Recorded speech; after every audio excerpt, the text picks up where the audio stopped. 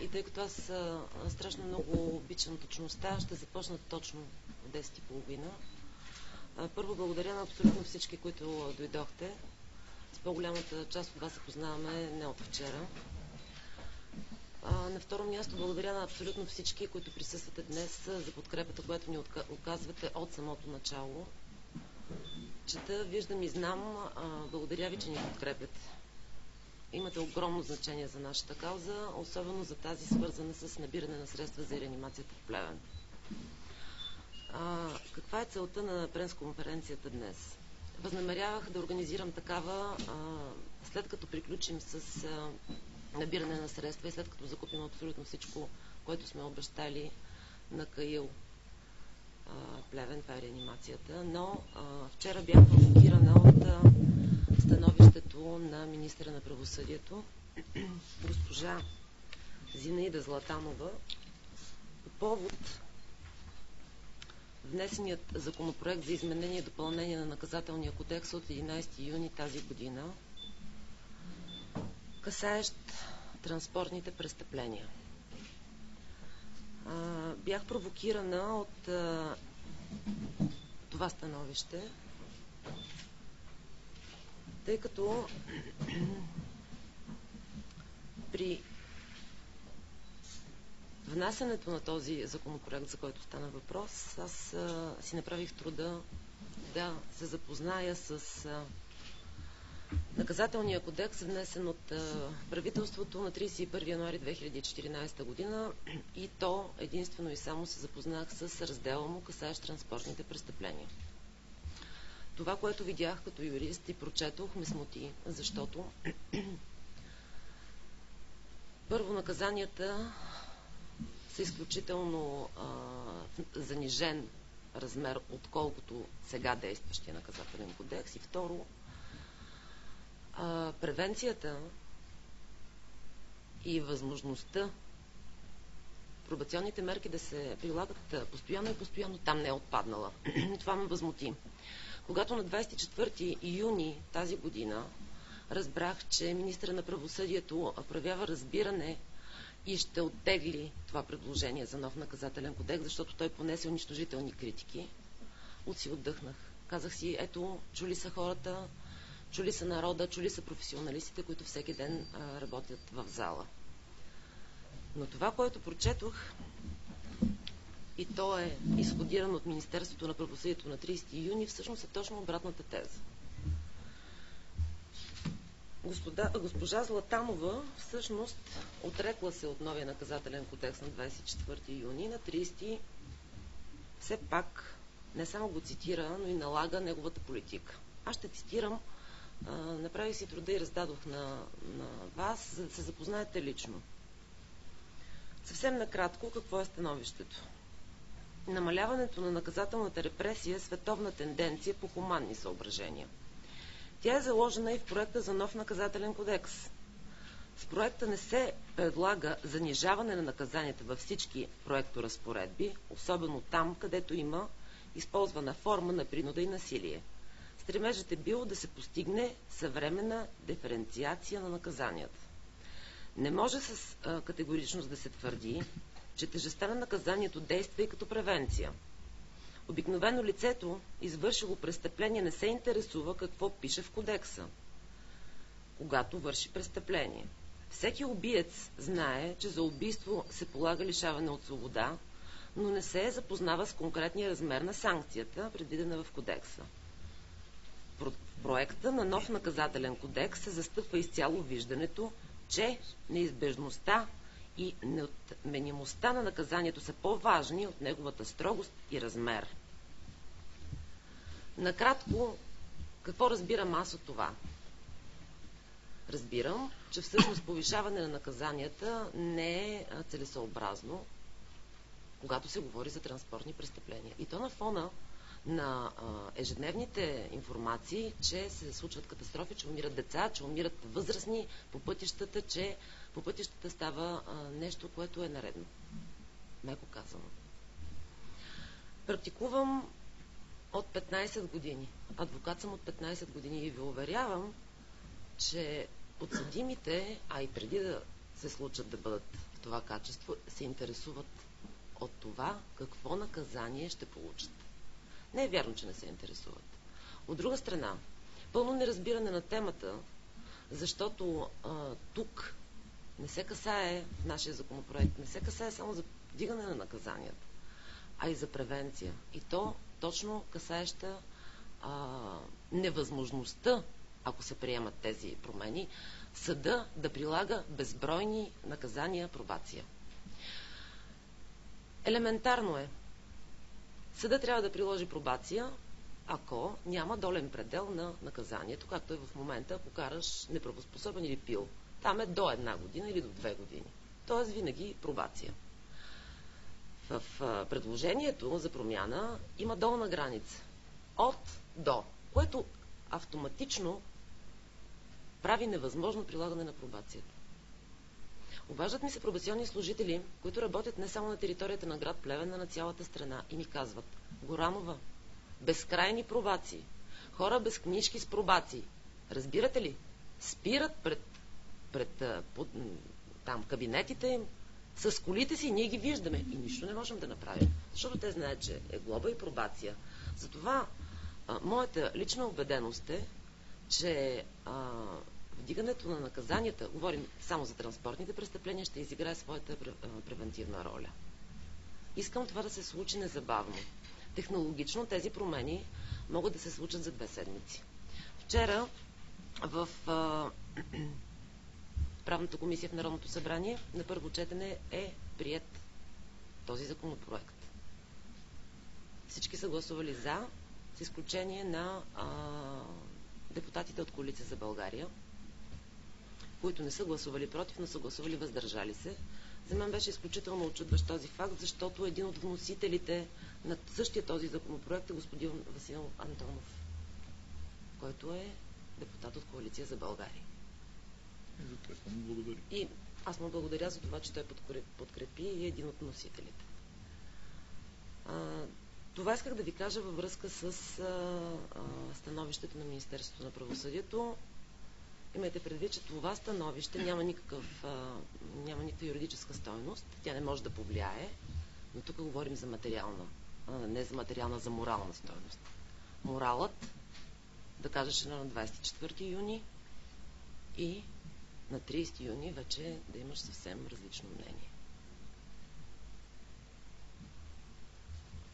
По отношение на втората кауза, с която се взе нашата група Справедливост, може би първата част, но, да, ако имате въпроси, заповядайте. За наказанията.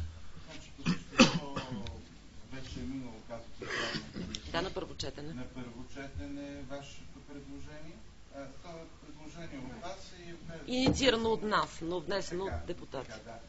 С което пътя вече е проправен. Да. Можем ли да разчитаме сега обаче за толкова кратко време това Народно събрание да го гледа и да го приеме? Дали е възможно технически? Дали е възможно? Абсолютно.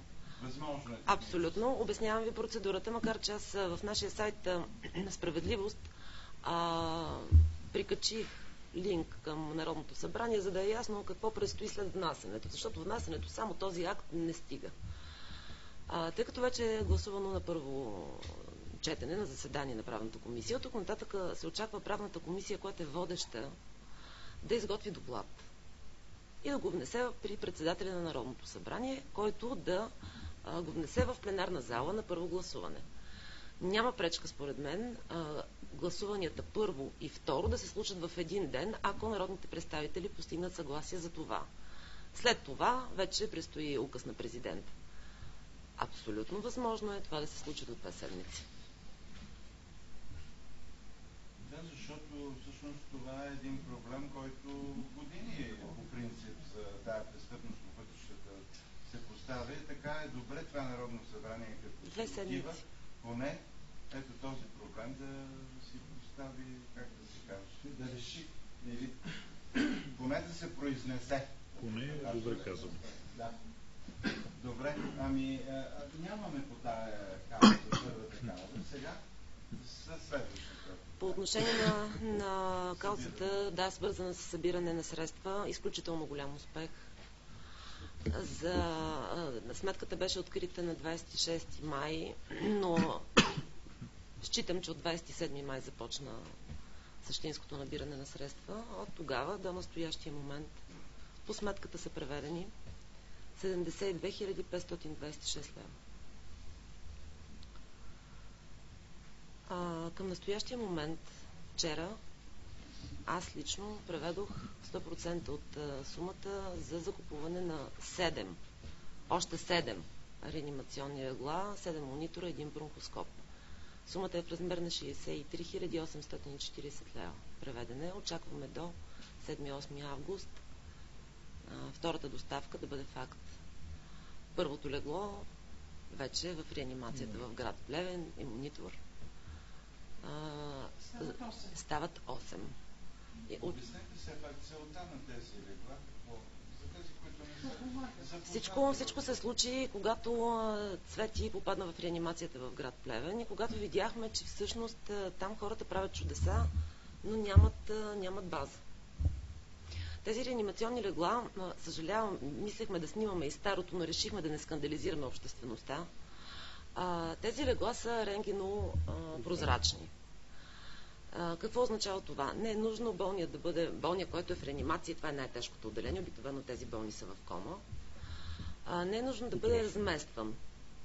Те са с счупвания и едно преместване и разклащане означава, че някой тромб може да мине и да ги убие. Директно апаратурата се поставя под леглото или над леглото, снима се болния както е в легнало положение и неговия живот е спасен. Освен всичко останало, те притежават свойствата да се разчупват на в различни варианти. Когато болния се подобрили, трябва да се направи някаква спешна манипулация. С един бутон решава този проблем. Не е нужно да се надига болния отново. Модерно, изключително модерно. Нещото, ако забелязахте, казах ви бронхоскоп. Разговаряхме с лекарите в реанимацията и те ни казаха, че нямат бронхоскоп. Какво е бронхоскопа? Това е нещо, което спасява човешки живот, ако се случи проблем с белия дроб, така да го нареча. Нямат. В това най-тежко отделение нямат.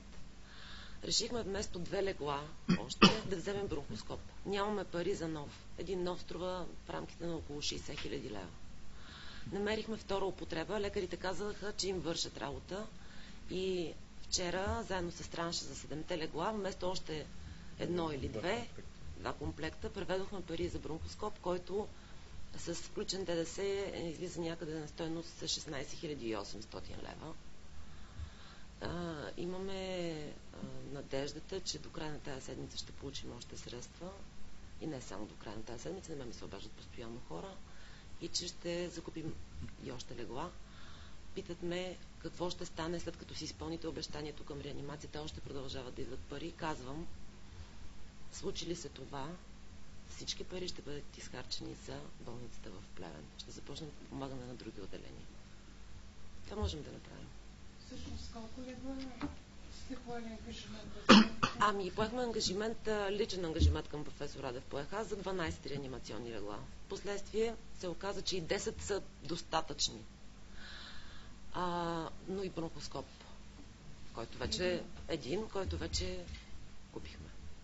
И всъщност леглата сега стават 10. Леглата, които до момента сме купили, да, имаме желанието и възможността, според обещанията, които получихме, че ще получим още средства до края на тая седмица, да купим още 2 легла, така че да станат 10 легла. Нека да допълня нещо, което е важно. Надявам се, че се чува на микрофоните. Какъв е ефекта? Според професора...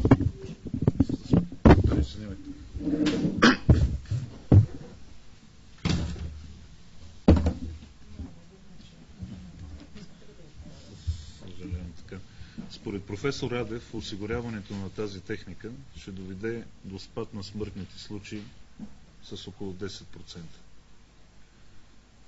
Това става въпрос за минимум десетки спасени човешки животи годишно.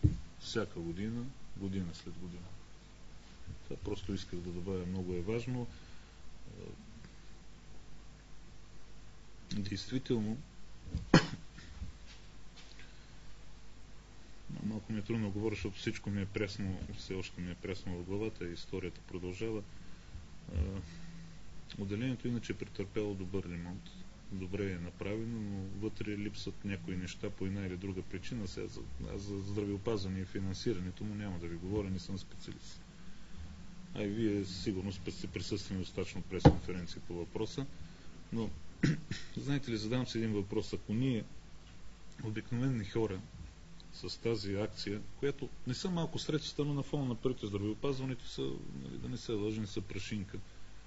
Ако ние с това нещо можем да спасим няколко десетки човешки живота годишно, какво случва, ако в глобален мащаб нещата да се променят? Ако, примерно, и ние пари от контрабанда за цигари, да кажем, по 1 милиард се излеят тия болници, давате ли си сметка? Сигурен съм, че се дават. Ние говорим тук, че с едни дарения от няколко десетки хиляди, пак повтарям, спасяваме десетки човешки живота. Не, спасяват ги хората в болница. Ние просто им даваме по-добра възможност да го направят. А ако, пак питам, ако е финансирано както трябва, за какво говоря? Дайте си сметка. Леглата, само да довърша, да допълня по-скоро Галя, те са моторни, мотори, старите са механични, те са с 4 мотора, с многократни възможности за движение в различните равнини. Тоест да се нагласят според нуждите на болните. Там обикновено хората, допълвам и темата за бронхоскопа едновременно, но там обикновено хората отиват с тежки травми, счупвания. И почти винаги, когато има счупвания, винаги се отнася и за ребра и винаги се отнася за белия дроб. Бронхоскоп е този, който почиства пътищата. Ние имахме една кошмарна нощ. Те са имали, ние така и не сме разбрали. С Цветелина, слава Богу, всичко е минало добре. Но това така провокира да включим и този апарат в нашата благотворителна акция. Това е, ако имате към мен някои въпроси по този въпрос. Споделяйте. Пропуснахме да отбележим и да представим това Иван. Аз мисля, че всичко го познаете. Четвърто момче, което оцеля. Що се отнася за Цветелина, само да кажа 2 думи. Битката, първата битка за живота приключи успешно, успяха да я стабилизират. Сега обаче следва много дълга и надяваме се също успешна, но още не е ясно, битка за възстановяването. Да първа и физическо, и психически, и на всяко едно ниво. Просто си нямате представа как един, да не използвам епитетите, с едно натискане на педал, до какво нещо води. Ето сега нали е пуснало искане да му се... Между другото, великата превенция, за която говори не по-малко великата министърка, бъда малко по-остър, е толкова успешна, че всеки момент този човек с нас този заявителски материал ще бъде пуснат. Ние ще имаме отделна пресконференция, най-вероятно по въпроса другата седмица, но от сега моите юристи, на които аз прекрасно вярвам, те са прекрасни юристи, от сега казват, че просто прокуратурата не е успяла да събере доказателства и да внесе обвинителен акт в законния 2-месечен срок. И по закон, тъй като човек това е неумишлено престъпление, това е непредпазливо престъпление, нищо не може да спре този човек да отиде при родата си в Германия, примерно. Кой ще спре? Го търсим сега, значи веднъж ще дадем стотици хиляди да спасим едното дете, после дадем още сума пари да го доведем от Германия, защото ще го доведем, да избяга. Примерно, това са опции, нали? Но 2 месеца за такъв случай да не можеш да внесеш обвинителен акт, ще ме извинават юристите, може би да не съм прав, но на мен лично ми се струва, сигурно не съм прав, ама ми се иска да съм прав. Това е. Човека ще излезе и най-вероятно още другата седмица. И ще отиде вкъщи. А ние ще тичаме до Каил всеки ден. А някой до гробището. Сега, аз няма да влизам в конкретика, но понеже не познавам дело. Кой си е свършил работата и кой не си е свършил работата и това е друго. Имате предвид, че доста експертизи трябва да има по това дело. 2 починали деца, Цвети, която още не се знае, Иван, който също е с много тежки травми.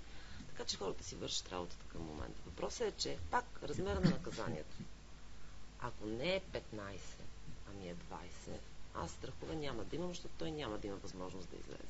Така да го нарека. Пак размера на наказанията. Да уточним този проект, който сега вече е минал, така да се каже, за първо гледане. Какви... В комисията е минал, да. Искам да кажа минал, за да бъде на първо гледане. Внесен, евентуално. Какво засилва, кои моменти? Просто само да ни...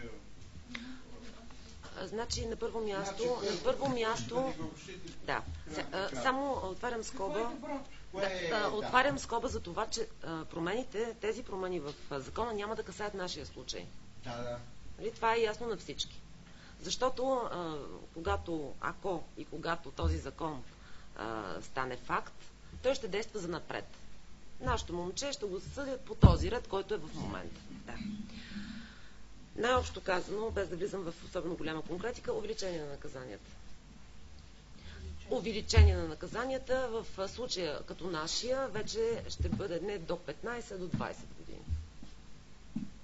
Аз не искам да влизам в безмислени спорове, дали това, което е извършено, карал си без книжка, насрещно и така нататък е умишлено или непредпазливо.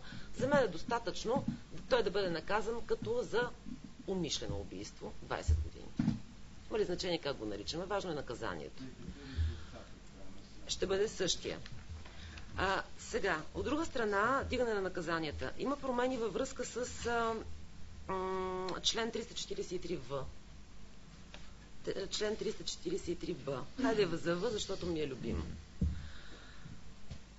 343В от наказателния кодекс касае, когато някой шофира без да има свидетелство за правоуправление. И вече е наказвам за такова нещо по административен ред. До сега беше наказанието до 2 години. Онези до 2, които можем да прилагаме пробацията. От тук нататък. От 1 до 3. И глоба от 500 до 1000 лева. Не или алтернативно, акумулативно и. Слагаме долна граница да няма пробация и глоба. Тоест, първи път караш без книжка. Хващат те наказателно постановление. Втори път те хващат условна присъда. Трети път те хващат затвора. И ако това не е превенция, а сега хващате пробация. Втори път, трети път, 10 път. Няма. Те след третия път не се занимават с тебе, си имате друга работа. Всеки си знае в населеното място, особено в малките селца, те се знаят кой кара с книжка и без книжка. Абсолютно и се кара и това си е проблем. И всеки ден излиза катастрофа с шофьор без книжка. Ще ви кажа нещо. Обадиха ми се по телефона и ми съобщиха, че тук в Плевен, и то много обаждани напоследък, едно момче кара, мама и тати му купили едно БМВ, кара си без книжка момчето, хванали го, написали му акт. Онзи ден мама публикувала на Фейсбук страницата си детенцето до БМВ-то как нали го кара и написала луди млади. Какво означава това? Че вариантите са два. Или това момче с БМВ-то ще убие някое дете или някой човек, или ще убие себе си. То друг вариант няма. Това се случва.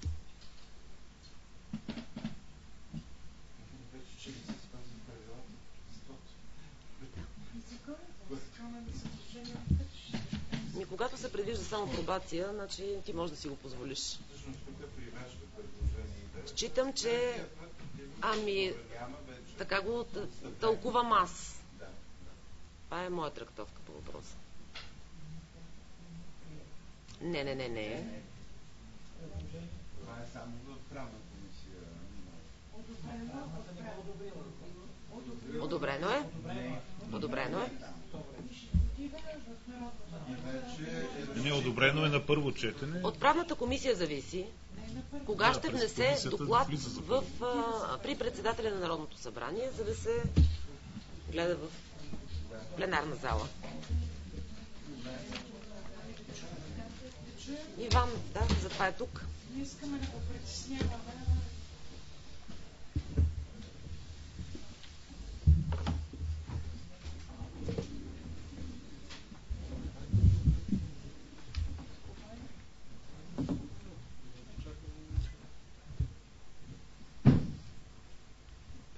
първата кауза, която сме се заели, не смятам да коментирам. Първо, не съм толкова компетентен. Второ, аз съм възмутен от абсолютно всичко.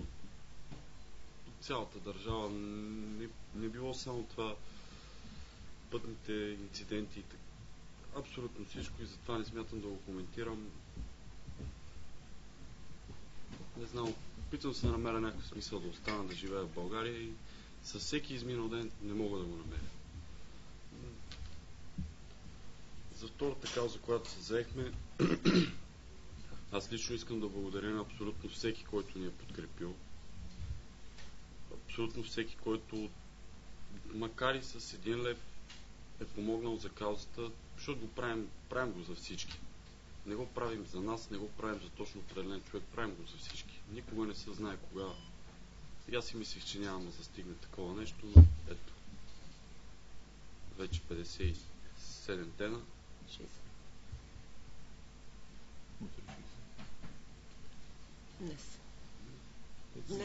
Днес е 61. Днес. За вас. Това е. Връщате ли се всеки ден към този спомен с катастрофата? Аз се връщам всеки час към спомена с катастрофата. Преодоляваме го някак си, но е трудно.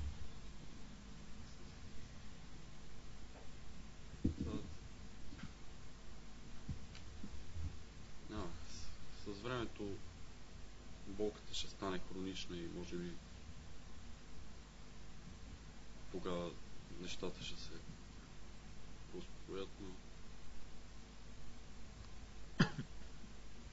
трябва да намираме утеха в това, че Цвети е по-добре и слава Богу, че тя има такъв хъст за живот.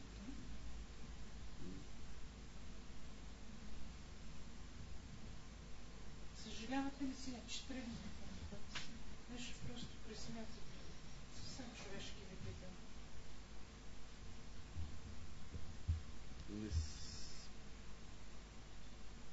Съжалявам, че не стана нещо, което да ни спре всички.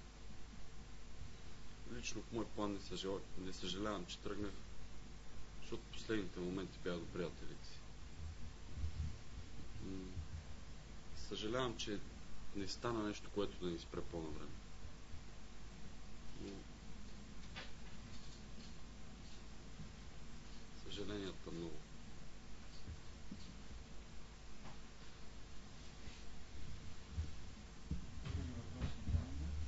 Може би все пак да помолим колегите. Вие казахте сайт, къде може да намерите още веднъж да публикуваме възможността да се... Банковата сметка, да, банковата сметка. Сега имайте предвид, че ние част от кутиите прибрахме, макар че доста добре вървеше дарителската сметка, дарителската кампания там. Дарителската сметка има в нашия сайт справедливост.eu, на страницата във Фейсбук и в групата Справедливост за Влади, Ники, Цвети и Иван. Има банковата сметка. Веднага идете, колеги, като напишете справедливост за... Справедливост за Влади излиза... За Влади, всъщност, да, той излиза в Google, веднага излиза. Идеята е да я публикуваме. Не, ние не сме гражданско сдружение. Не сме регистрирали абсолютно нищо. Нямахме време да го направим, а и не съм мислила за това. Беше толкова набързо. Сметката е на мое име, но тя е дарителска сметка и е със строго определена цел. Имайте предвид, че когато аз превеждам парите, там не искат фактура. С строго определените неща, за които да превеждам. Иначе не се превеждат пари. Банката постоянно следи какъв е предмета на договор. Всъщност как да ви определям официално? Групата Справедливост. Мисля, че е достатъчно. Благодаря ви на всички. Бъдете здрави. Въпросът е само да установя кой е твоя. Тест.